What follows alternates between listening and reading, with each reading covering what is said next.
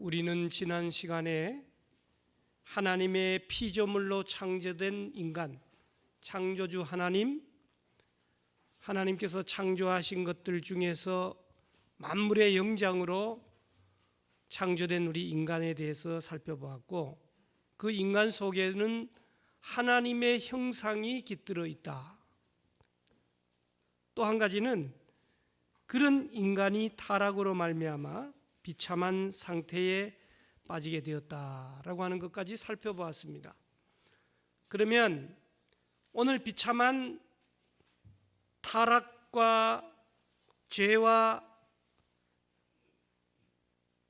너무너무 힘든 상태에 빠져 있는 우리 인간들을 그냥 멸망하도록 내버려 두셨을까? 창세기 1장과 2장에 보면 두 가지 창조의 모습을 말씀하는데요. 먼저 창세기 1장 9절을 한번 찾아보십시다. 1장 9절.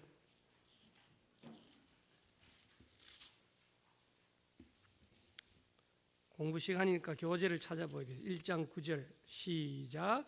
하나님이 이르시되 천하의 물이 한 곳으로 모이고 묻이 드러나라 하시니 그대로 되니라. 그러니까 온 세상이 뭘로 가득 차 있다는 겁니까? 물로 가득 차 있어요. 그래서 뭐가 드러난다고요? 묻과 물이 차이가 나는 그런 말씀을 하시고, 2장 5절 6절 보시면, 2장 5절에 보시면 여호와 하나님이 땅에 비를 내리지 아니하셨고 땅을 갈 사람도 없었으므로 들에는 초목이 아직 없었고 밭에는 채소가 나지 아니하셨으며, 그 다음 6절 안개만 땅에서 올라와 온 지면을 적셨다라고 하는 1장과 2장의 그 차이를 우리가 볼 수 있는데요. 공통 주제는 서서히 인간을 위한 환경을 조성하시는 창조주 하나님의 활동을 우리에게 보여주고 있다라고 하는 것입니다. 우리가 일과에서 살펴보았듯이 하나님의 이런 사랑에도 불구하고 우리 인간들은 하나님의 사랑을 배반하고 하나님의 말씀에 불순종함으로써 에덴 동산에서 쫓겨나게 된 것이죠. 하나님이 주신 기쁨의 동산인 에덴 동산에서 쫓겨난 이후의 인간은 죄가 지배하는 세상에서 죄와 비참함으로 함께 살아가고 말게 되었다라고 하는 것이죠. 그러면 하나님이 죄 가운데 있는 인간을 그냥 내버려 두시느냐? 요리문답 20문에 보면 오직 선하신 뜻에 따라 은혜의 계약으로 들어가게 하셨다, 그렇게 말씀합니다. 그러니까 우리는 죽을 수밖에 없는 죄인이기 때문에 어떻게 할 수 없는데, 하나님이 긍휼히 여기시고 불쌍히 여기시고 자비롭게 여기시고 은혜의 계약을 맺으셔서 우리를 부르셨다라고 하는 사실입니다. 우리 하나님은 두 가지 성품을 항상 말씀하는 거예요. 하나는 정의롭다, 공의롭다. 그러면 죄가 있으면 반드시 벌하셔야 되는 것입니다. 두 번째 성품은 사랑, 긍휼, 자비의 성품이다 말씀드릴 수가 있습니다. 그러니까 죄를 지었으니 죽어 마땅한데 사랑의 성품을 갖고 계신 하나님이 이 문제를 어떻게 해결할까? 우리 인간 쪽에서는 해결할 방법이 없습니다. 그래서 하나님이 해결책을 내놓으신 것이죠. 하나님 자신이 죽는 것, 하나님이 하나밖에 없는 독생자 예수 그리스도를 죽이시기까지 우리를 사랑하셨다라고 하는 놀라운 해결책. 그러니까 죄가 있으면 반드시 벌을 받아야 되는데 누가 받겠다는 겁니까? 자식이 죄를 지었는데 누가 받겠다는 거예요? 애비가 받겠다는 겁니다. 뭐 잘못됐어요? 우리가 죄를 지었는데 누가 받겠다는 겁니까? 아버지 하나님, 하나밖에 없는 독생자 예수 그리스도께서 우리의 죄를 대속하시겠다라고 하는 사실이죠. 그래서 이 죄를 풀기 위해서, 용서하기 위해서 예수님이 이 땅에 오셔서 죽으시고 부활하시는 이 신학적인 용어가 바로 대속이다라고 표현이 되고 있는 것입니다. 그러니까 우리 무리의 모든 죄악을 그에게 담당시키셨다. 나의 죄를 예수님, 죄가 없는 그분에게 담당시키셨다, 전가시키셨다라고 하는 사실입니다. 그러므로 십자가는 우리의 죄의 크기를 보여주는 거예요. 해초리로 한 대 맞아서 될 일이 아니고 완전히 죽을 수밖에 없는 죄인인 것을 우리에게 말씀하시며, 그 죄값을 치르기 위해서는 양, 소 잡아서 안 되고 하나님 자신, 하나님이 하나밖에 없는 독생자 예수 그리스도를 죽이셔야만 속량, 완불, 테텔레스타이, 대속이 된다라고 하는 것을 우리에게 가르쳐주고 있는 것이죠. 그래서 하나님은 세상을 어떻게 하사? 이처럼 뭐하사? 사랑하사 독생자를 주신 분이십니다. 성령은 우리가 하나님과 화목하게 되었음을 믿고 그 믿음으로 영원한 빛으로 걸어가도록 도와주시는 분이시죠. 그럼에도 불구하고 오늘 우리 세상은 어때요? 불의와 전쟁과 기근과 공포와 공해와 대기오염과 수질 악화 등등 사람의 생명을 위협하는 것으로 가득 차 있다라고 하는 사실이죠. 그러면 죄로 말미암아 죽음의 비참한 상태에 빠져 있는 우리들이 하나님의 아들 예수 그리스도로 말미암아 구원을 얻었는데, 그러면 우리가 과연 완전한가라고 하는 것입니다. 하나님이 열어주신 그 구원의 길을 잘 걸어가고 있는가라고 하는 것입니다. 이 질문 앞에 네라고 대답할 수 있는 인간은 한 분도 계시지 않다라고 하는 것입니다. 왜? 여전히 죽을 때까지 죄 가운데 살아갈 수밖에 없다라고 하는 사실이죠. 그리스도를 통해서 용서되었고 죽었으나 여전히 죄 가운데 사는 존재, 그렇게 표현을 할 수가 있는 것이죠. 그래서 사도 바울은 로마서 7장 24절 오라 나는 곤고한 사람이로다. 이 사망의 몸에서 누가 나를 건져내랴. 그런즉 내 자신이 마음으로는 하나님의 법을, 육신 덩어리로는 죄의 법을 섬긴다. 사도 바울의 그 고백이 진심인 것 같아요. 피조물로 마땅히 거룩해야 함에도 불구하고 거룩해질 수 없는 인간 실존의 이중성을 얘기하고 있는 것이죠. 그러므로 성자 어거스틴은 괴로움을 고백록에서 이렇게 표현하죠. 당신은 우리를 향해서 살도록 창조하셨으므로 우리 마음이 당신 안에서 안식할 때까지는 평안을 얻을 수 없습니다 라고 고백하는 거죠. 하나님의 형상을 입은 거룩한 존재이지만 동시에 죄에 빠져 욕망을 추구하는 이율 배반적인 경향으로 풀이할 수 있는 것입니다. 현대 신학도 보면 두 가지 관점으로 나뉘어져 있습니다.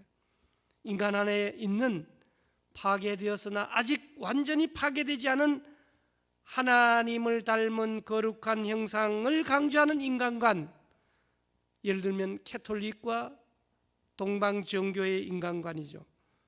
또 한편으로는 도무지 인간의 힘으로 회복될 수 없는 전적인 타락, 오직 하나님의 은혜만을 의지하는 인간관, 이것은 바로 개혁신학의 인간관이죠.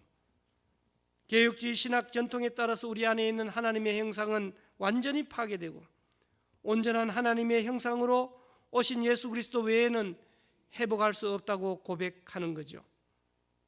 신학적 인간론의 기저에는 내 스스로는 사랑할 수도 없고 존재할 수도 없고 살아낼 수도 없다는 고백이 담겨져 있다라고 하는 것입니다. 그래서 우리의 신앙은 롤러코스터처럼 하늘 높이 뜨겁게 거룩하게 그럴 때가 있는가 하면 완전히 지하 구덩이로 내팽개칠 때도 있다라고 하는 사실입니다. 그러나 그리스도께서 우리의 믿음의 주님이시기 때문에 그런 변화무쌍함에도 불구하고 결국은 승리하리라. 결국은 승리하리라. 시험과 환난을 통해 믿음이 조금씩 자라게 된다라고 하는 거예요. 여러분, 믿음이 자란다는 말이 무슨 말입니까? 믿음이 자랐으니까 수요 기도에 나오죠. 철이 들면 살아요, 죽어요? 철 들지 마세요. 철 없이 사세요. 철 들면 죽는다. 그런 말이 왜 나왔겠습니까? 오늘 우리는 조금씩 철이 들어가고 있는 사람들이죠. 목사로서 철이 들었기 때문에 여기 강대상에 섰지. 철 안 들면은 여기 안 쓰고 한강변을 걷고 있을 수도 있잖아요. 그런 사람이 있을 수 있어요. 마찬가지. 충분히 이 자리에 나오실 수 있지만은 충분하게 못 나오시는 분도 계시요. 여러 가지 사정들이 많이 있죠. 그런데 우리는 옆을 둘러볼 것이 아니라 우리 자신들이 이 자리에 나와 앉아 있는 것이 너무너무 감사. 또 이 자리에 나오지 못하고 요즘은요 주일날도 돈 버는 우리 재직들도 있어요. 그런데 어찌 그럴까 싶지만 이런 보호사나 이런 거 하면은 마음대로 빠질 수가 없기 때문에 그렇잖아요. 그러니까 얼마나 안타까운 환경에 있는 분들이 많은지를 우리가 잘 기억하면서 우리가 중요하게 감사하게 이 자리에 나와 있는데 그냥 왔다 바람만 일으키고 그냥 돌아가는 존재가 아니라 감사와 기쁨이 넘치는 시간이 되시기를 주님의 이름으로 축복합니다. 이 예배 시간은 병원 치료로 얘기하면 정말 항암 치료하는 시간이요, 정말 자외선이 아니라 맞나요? 적외선을 쬐는 시간이다. 맞나요? 하여튼 호남선인지 경부선인지 모르지만 하여튼 좋은 것을 쬐는 시간이다. 그렇게 생각을 하고 더욱더 정신을 바짝 차릴 수 있기를 주님의 이름으로 축원합니다. 우리 한 분 한 분이 어떤 열정과 뜨거움을 가지고 있느냐에 따라서 이 전념시키는 거예요. 그래서 이 목사가 설교를 해봐도요, 주일 낮 예배하고 틀리게 수요일이 오히려 더 빨려 들어가는 경우가 있는 거예요. 왜 그러냐? 준비된 심령들이 모였다는 거예요. 주일날 같은 경우에 준비되지 않고 막 할 수 없이 나오고 막 이렇게 나온 분들이 많이 앉아 있으면 설교를 하면 그 설교가 뭐라 그러냐면 니나 그래 살아라, 니나 그래 살아라. 전혀 들어가지 않는 경우들이 있게 되는 것입니다. 그러니까 준비된 마음이라고 하는 것이 얼마나 중요한지 몰라요. 사랑하는 성도 여러분, 예수 그리스도께서 우리의 믿음의 주님이시기 때문에 변화무쌍함에도 불구하고 고난과 환난 속에 조금씩 자란다. 그래서 고난과 환난을 감사해야 돼요. 짜증나죠? 힘들죠? 우리 동생들하고 단톡이 있어요. 여동생들 저 권사님하고 있고 남편은 수동교회 장로님하고 계시고, 그러면 이제 아버지 엄마 때문에 사실 단톡을 만들어놨는데 요즘은 그냥 시간만 나면 전부 아프다는 소리하고 내 동생도 막 나보다 막 한 10살 정도 차이 나는데 뇌경색이 와가지고 손이 잘 안 굽혀진다 그러고 그런 데다가 나도 몇 가지 얘기하니까 도대체가 왜 이러냐고. 그게 우리 인생 아니겠어요? 그래서 저와 여러분들이 서로 아프고 힘들고 할 때 얘기할 수 있어야 되고 또 받아들여줄 수 있어야 되고 기도할 수 있어야 돼요. 정인여 권사님 찾아가 보면 완전히 할머니가 물론 할머니긴 할머니시지만 할머니가 다 되죠. 너무 힘이 없어서 항암 치료를 받기가 힘든 거예요. 우리는 시간이 지나면서 기도도 어떻게 간절하게 해드리지 못하는데, 여러분 기회가 되시면 한 번씩 좀 이렇게 기도도 하시고 찾아도 보시고, 그죠? 우리 같은 교회 한 식구 한 가족 아닙니까? 그래서 정말 우리가 믿음을 조금씩 자라서 믿음의 완성자이신 주님께서 우리가 이미 구원받았으나 아직 완전하지 않은 사람들이기 때문에 성화는 말씀, 헌신, 봉사, 또 주님과의 그 친밀도가 점점 가까워질 때 가능한 것이 아니겠습니까? 그래서 개혁주의 신학에서 가장 큰 기여가 뭐냐면 구원에 있어서 인간의 어떤 노력도 보탬이 되지 않는다. 이게 확실하다는 거예요. 인간이 노력해서 구원 얻는 것이 아니다라고 하는 것을 우리에게 분명하게 얘기하죠. 오직 예수 그리스도의 은혜로 되는 것이다. 그래서 깔뱅은 이것을 신학적인 용어로 말하면 전적인 은혜다. 그러니까 오늘 우리가 이 수요기도에 나와 앉아있죠. 죄도 많이 짓고 아직까지 회개하지도 못한 것도 많고 껍데기는 번지르는데 속은 다 썩은 인간들이지만 오늘 우리가 이 자리에 나와 앉아있는 것조차도 뭐라고요? 전적인 하나님의 은혜다. 예? 이 찬양대 이렇게 옷 입고 계시지만 예수 안 믿었으면 다 한가닥 하실 분들이죠. 우리 교회 안에도 보면 특별히 혼자 되신 분들도 보면 장군 같은 분들이 많아요. 얼마나 힘드시겠어요. 남편이 해야 될 일, 돈 버는 일, 자식 키우는 일, 그걸 하나같이 다 감당해야 되니까 보통 어려운 일들이 아니죠. 사랑하는 성도 여러분, 교리적으로 보면 성화론이라고 하는 건데, 성화론, 깔뱅은 너무너무 강조했던 얘기예요. 우리 자신에게서 벗어나서 하나님께로 돌아서는 것, 우리 이전의 마음을 벗어버리고 새 마음을 입는 것, 다시 말해서 우리의 삶이 하나님께로 참되게 돌아가는 것, 그것이 성화다라고 하는 것이죠. 그러려면 어떻게 해야 돼요? 매 순간 회개하고 매 순간 회개하고 영적인 결단이 필요하다라고 하는 사실을 우리에게 가르쳐 주죠. 그래서 우리는 인생은 벌거숭이 어디서 왔다가 어디로 가는가 그런 게 아니고 인생의 순례자다라고 하는 것이죠. 저 본향에서 이 땅에 와서 특별히 서울숲 교회라고 하는 교회를 섬기면서 본향으로 가는 준비를 하고 본향으로 함께 나아간다라고 하는 사실을 우리에게 가르쳐주고 있는 것이죠. 그래서 거룩한 삶은 믿음의 길을 걸어가는 순례자에게 있어서 선택이 아니요 필수 과목이다라고 하는 사실을 기억해야 합니다. 그러면 왜 이 세상은 고통과 악이 가득할까요?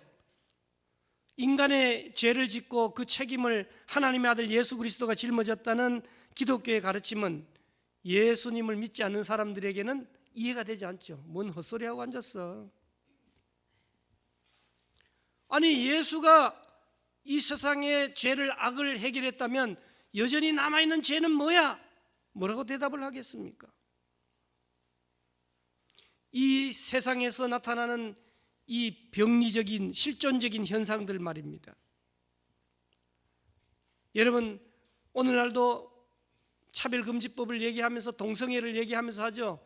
창세기에 보면은 그때 이미 다 나타났던 죄악들인 것을 우리는 잘 알 수 있죠. 악의 문제를 생각해 봅시다. 두 가지 악이 있어요. 불가항력적으로 우리에게 다가오는 자연악이라 그럴까요? 또 한 가지는 우리 스스로가 주체가 되어 저지르는 도덕적인 악이 있을 수가 있습니다. 그래서 이 자연적인 악이냐 도덕적인 악이냐, 그래서 어떤 때는 사회악이라는 말도 사용하기도 하는 것이죠. 자연적인 악을 생각해 봐요. 지진, 기근, 태풍 피해,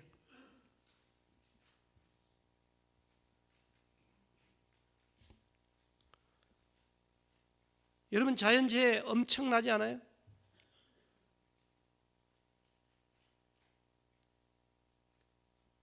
과연 하나님의 뜻이 어디 계신가?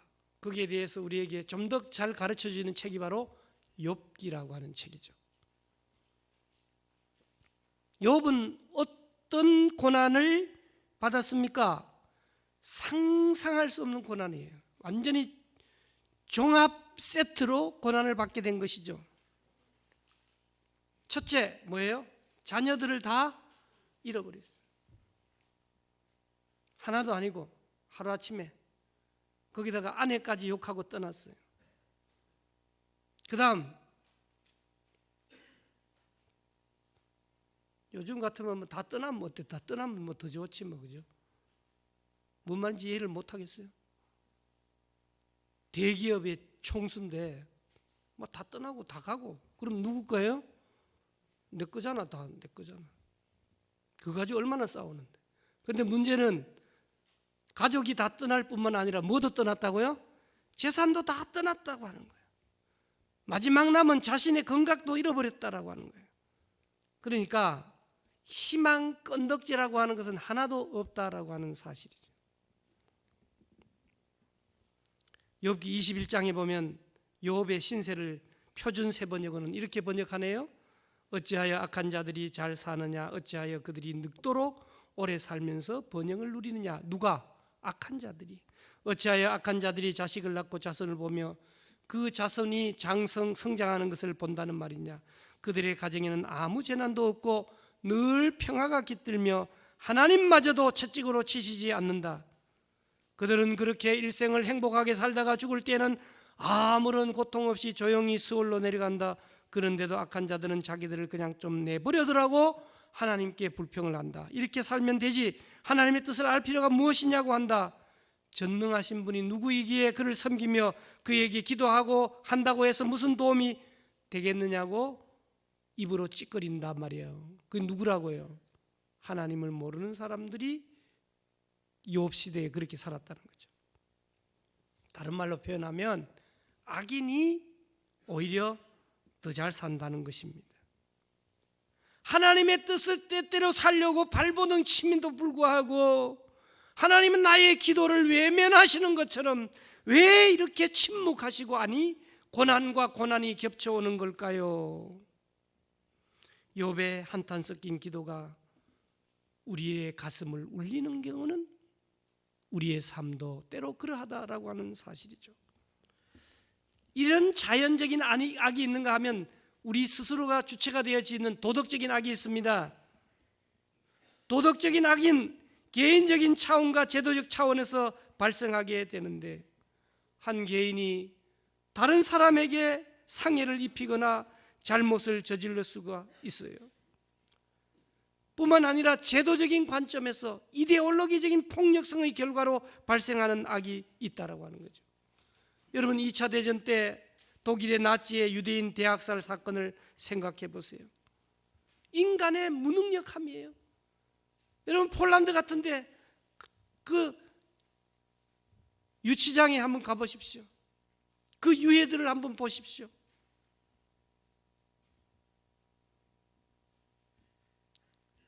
그걸 고발하면서 하나님은 어디에 계신가? 하나님에게 질문을 하게 되며 왜 그러냐고 질문하게 되는 것이죠. 기독교 신학자 본 헤프는 역설적으로 고통 가운데 숨어 계신 하나님이야말로 기독교의 고통에 대한 인격적이고 윤리적인 해결책이라고 말씀하고 계시죠.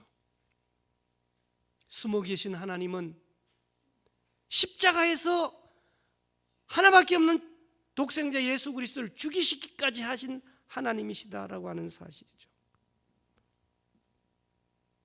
세계가 죄의 고통으로 신음할 때 예수님은 자신의 몸 위에 세상의 모든 고통을 짊어지셨다라고 하는 것입니다. 완전한 신이시오 완전한 인간이신 예수님이 나의 하나님 어찌하여 나를 버리십니까? 절규한 순간은 하나님 되신 것을 스스로 포기하는 것, 어쩌면 죄된 우리 인간들을 구원하는 순간이 아니겠습니까? 고난받으신 예수님을 통해 시작된 교회 공동체, 교회 공동체는 모름지기 피난처가 되고 안식처가 되어야 되는 거예요. 지난번에 우리 이 권사님들 어디 갔다 오시다가 전쟁이 일어나면 어떡할 거냐라는 토론이 벌어지셨는데, 우리 교회 아주 유명한 강사님이 그렇게 얘기를 하셨죠. 어떤 분이 교회 지하실로 내려간다 그러니까 그게 교회 지하실로 내려간다고 되냐? 전기도 끊어지고 물도 끊어지는데 그러지 말고 그냥 일찍 죽는 게 최고다, 그런 명강의를 하신 적이 있습니다만, 아무튼 그럼에도 불구하고 교회로 모이는 건 너무너무 중요한 거예요.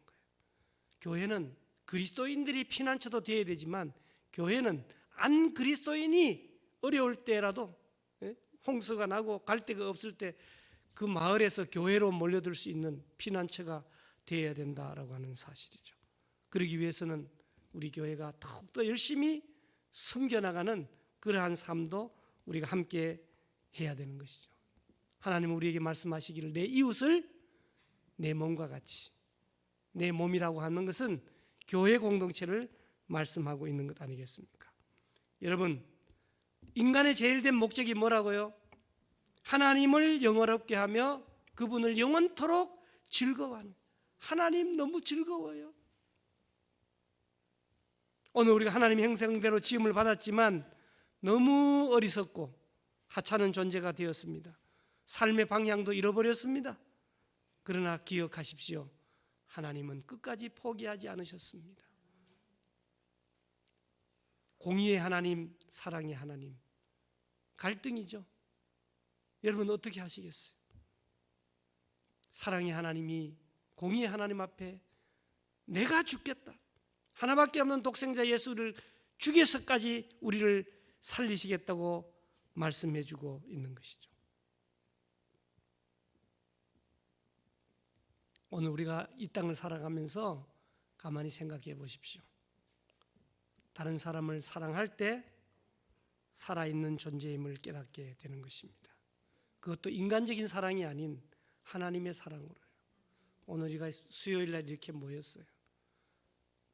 진정으로 서로를 위해서 기도하고, 또 이 자리에 나오고 싶어도 병원에서 가정에서 가려 중인 사랑하는 성도들, 나오고 싶어도 믿음이 부족한 성도들 위해서 우리가 중보 기도하면서 우리가 더욱더 정신을 차리고 일깨워서 다시 한번 하나님께서 쓸모없는 나를 대속하기 위하여 십자가에 예수님을 죽이시기까지 사랑하신 그 사랑, 증거, 그 확증, 그 사랑에 감격하여 반응하여 히브리서에 나오는 믿음의 사람으로 그 반열에 이름을 올려가는 저와 여러분들이 되시기를 주님의 이름으로 축원합니다. 살아계신 하나님, 부족하고 연약한 저희들을 불러주셔서 감사합니다. 하나님, 우리 인간들 안에는 사랑이 있다는 것입니다. 오늘 우리는 사랑을 통해서 산다는 것입니다. 한 분 한 분을 쳐다봅니다. 삶에 찌들고 물질의 노예가 되고 온갖 상처로 얼룩진 내 모습 이대로 주님 앞에 질질 끌고 나왔습니다. 나올 때는 심히 무거운 마음으로 나왔다 할지라도 나는 비록 약하나 주의 수는 강하다. 주의 친절한 팔에 안기세 주님을 찬송하면서 할렐루야 기쁨과 감사로 이 남은 한 주간의 삶을 살아갈 수 있도록 도와주시옵소서. 대법원의 판결이 3년 4년 만에 나옵니다. 대법관, 그들이 하나님 앞에서 사회윤리 앞에서 부끄럽지 않는 판결을 내리게 하시고, 우리는 우리 교회가 속했다고 해서 우리가 죄지었다면 당당히 벌을 받게 하시고, 우리 유지재단이 잘못했다면 당당히 물어내게 하시고, 그 결과에 개연치 않으면서 하나님 앞에 주님의 뜻을 이루어 달라고. 저 기업들 너무한 점이 참 많거든요. 교회를 지으려고 한 땅 싸게 사서 청년주택 지어서 이득도 많이 남겼을 터인데 갈 데 없는 교회에 치료를 받는다고 시작해가지고 그 돈이 눈덩이처럼 불어났는데 하나님 어찌하겠습니까? 주님 도와 주시옵소서. 주님의 몸된 교회 공동체를 허락하여 주셔서 사랑하는 장로님, 안수 입사님, 권사님들, 항전직과 또 재직들과 어린 생명에 이르기까지 주의 공동체로 모아 주셨습니다. 하나님, 이 지역이 너무너무 땅값이 비싸 뜨는 지역이 되었습니다. 아버지, 세상적으로 뜨는 것이 아니라 그리스도의 계절 성령의 숲을 이룰 수 있도록 오 주님 도와 주시옵소서. 하나님, 병중에 계신 분들, 요양원에 계신 분들, 치매 증상이 와서 교회에 출입도 못하시는 어르신들, 하나님 도와주시옵소서. 기억하여 주시옵소서. 아버지 하나님, 오늘도 우리가 이 말씀을 붙들고 우리 인간이 하나님의 은혜로 대속함을 받았으니 감격하여 욥처럼 승리하는 삶을 살 수 있도록 주님 도와 주시옵소서. 감사드리옵고 예수님의 이름으로 기도드리옵나이다. 아멘.